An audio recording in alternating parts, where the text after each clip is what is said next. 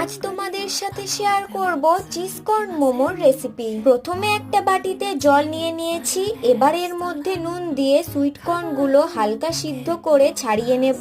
আর এইদিকে স্টাফিং এর জন্য নিয়ে নিয়েছি সুইট কর্ন, চপ করে রাখা পেঁয়াজ, আদা, রসুন, পার্সলে, চিজ আর পরিমাণ মতো নুন, চিলি ফ্লেক্স, অরিগ্যানো দিয়ে ভালো করে মিক্স করে নিয়েছি। এবার মোমোর জন্য 2 কাপ ময়দা, পরিমাণ মতো নুন, 2 চামচ সাদা তেল আর জল দিয়ে মেখে নেব।